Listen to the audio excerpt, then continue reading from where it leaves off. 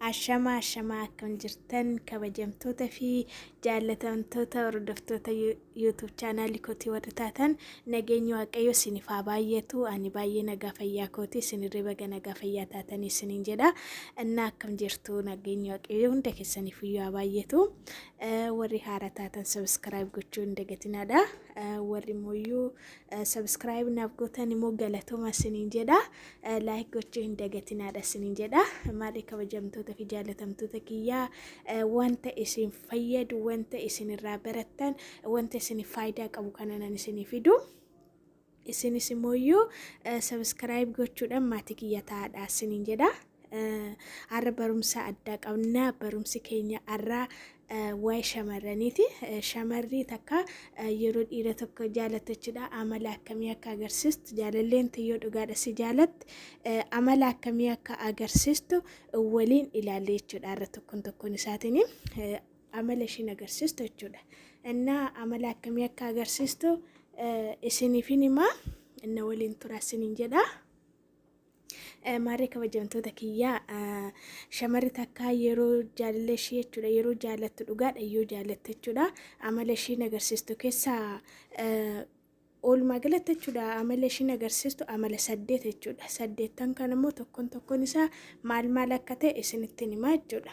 Shamarri takka jaalallee ishee dhugaadhaan kan jaalattutti kan agarsiistu jechuudha. Amala 8 kanas immoo isinitti himaa isiniin jedha na waliin turaadha. Tokkoffaa irratti kan ishiin agarsiistu yeroo jaalala dhugaasiif qabdu jechuudha. Shamarri si jaalatta akka amala ishiin agarsiistu keessaa inni tokkoffaan jechuudha yeroo siif laatti yeroo kamiyyuu jechuudha bakka yeroo dheeraa siif kennite jechuudha. Yeroo siif kenniti dalagaa irra jiraatte bakka of biizii hin goote jechuudha. Yeroo siif laachuudhaaf duubatti hin jettu yeroo qabdurraa siif aarsaa gooti jechuudha. Yeroo siif kenniti kuni qabxii tokkoffaadha. Qabxii lammaffaarratti immoo waa'ee kee beekuu jaalatte jechuudha.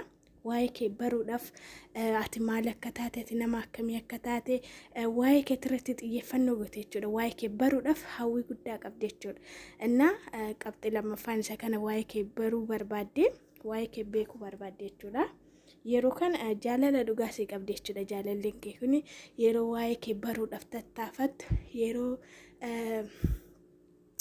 waa'ee kee baqa baruuf yeroo tattaafattu kana jaalala dhugaa akkasiif qabdu baruu qabda jechuudha. Sadaffaa irratti immoo siif bareeddi. Kana jechuun jechuudha bareedina duraan qabdu san irratti jechuudha haalan of eegde jechuudha. Si gammachiisuudhaaf jetteetoo bareedina ishii haalan eeggatti siif jettee jechuudha kan ishiin akkatti bareeddu kun. Innaa kanaaf ati immoo ishiin akkasii jaalattu beekuu fi qabdaa jechuudha. Siif bareeddi siif jettee jechuudha waan hin taane hin qabdu jechuudha. Innaa waan hedduu taate bareeddummaa ishee eeggachuudhaaf irra jechuudha. Siif jetteeti kun hundiyyuu aarsaa ishiin kaffaltu kun jechuudha. Okay, inni afuraffaan immoo kophaa keessi arguu jaalatte jechuudha. Yeroo lagartanitti kophaa keessi arguuf barbaadde nama waliin yookiin hiriyoota kee waliin yoo ta'e ishii dabbaruu danda'a. Kophaatti baqa waliin haasa'uudhaafis kan itti tolu yeroo kophaa taatanii akka garaa keessatti wajjin haasa'uu waan dandeessaniif kophaa kee akkasitti barbaadde jechuudha. Kuni isa afuraffaadha.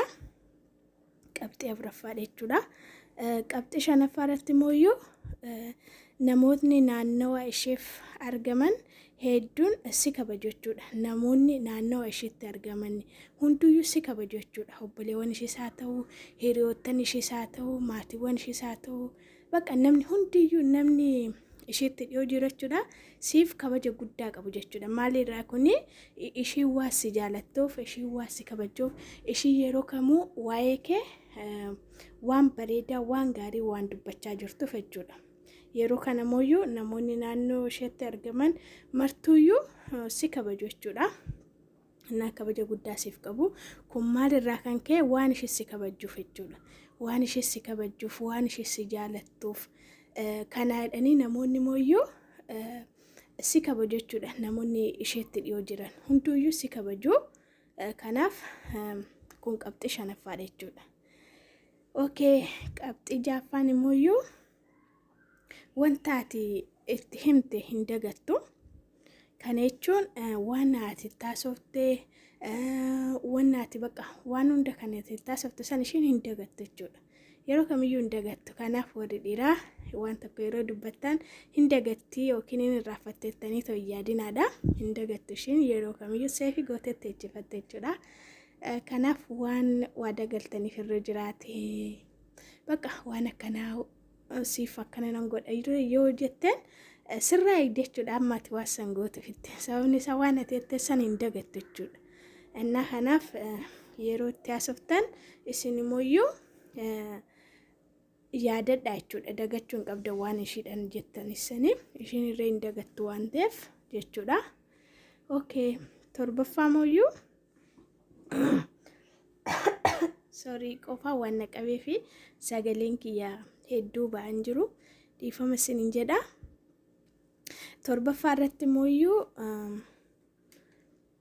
irratti namummaa kee guutuu fudhatte jechuudha.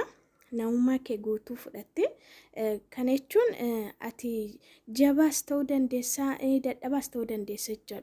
Garuu ishiin namummaa kee guutuu fudhatte jechuudha. Dadhabina kee waliin irra jechuudha. Namummaa kee mara fudhatte jechuudha. Yeroo si jaalatte ati maalis ta'e bareedas ta'e fokkisaas ta'e beekas ta'e wallaalas ta'e waan hunda kee waliin hanquu kee waliin si jaalatte jechuudha.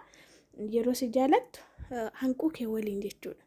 Waan ati qabdu waliin yoo fokkisaas taate yoo bareedas taate yoo beekumsas qabaatte yoo beekumsarree dhabde yoo barumsas qabaatte yoo barumsarree dhabde waan si jaalatteef hunda waliin hanquu kee hunda waliin kan ishee fudhattu jechuudha. Kanaaf mallattoon kun waan si jaalattuuf jechuudha. Waan si jaalattuuf waan hunda waliin si jaalatte jechuudha. Waan kee waan hunda waliin si jaalatte na kun qabxii torbaffaadha isiniin jedha. Saddeettaffaa irratti immoo jechuudha siif yaaddi siif dursa kenniti. Kana jechuun dhimma kam keessattuyyuu siif yaadde jechuudha. Baqa akka ati dhibbattu hin barbaaddu, akka ati rakkattu hin barbaaddu, akka ati yaaddoftu hin barbaaddu, waan si yaaddoftuuf jechuudha. Waan baay'ee siif yaaddoftuuf waan baay'ee siif yaadduuf dhimma kam keessattuyyuu immoo dursa siif kennite jechuudha. Siif yaaddee dursa siif kennite. Waan kamirrattuyyuu amma waan godhuu barbaadde tokko waan hojjechuu barbaadde tokkorree dursa siif mari'atte jechuudha. Dursa siif bootaa kennite. Wanni hunda kan ishiin barbaaddu tokko dursa kan dhagu siidha jechuudha. Hiriyootawwan ishee odoo hin ta'in maatiiwwan ishee odoo hin ta'in dursa kan beeku siidha.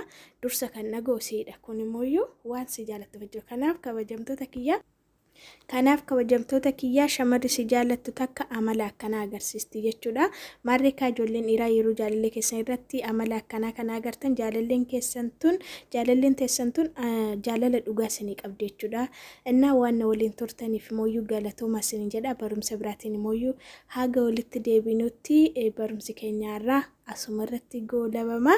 Warri haaraa taatan subscribe gochuu hin dagatinaadha. Like irra gochuu hin dagatinaa isiniin jedha. Barumsa biraatiin olitti deebinaa nagaa fayyaan dhabinaa isiniin jedha.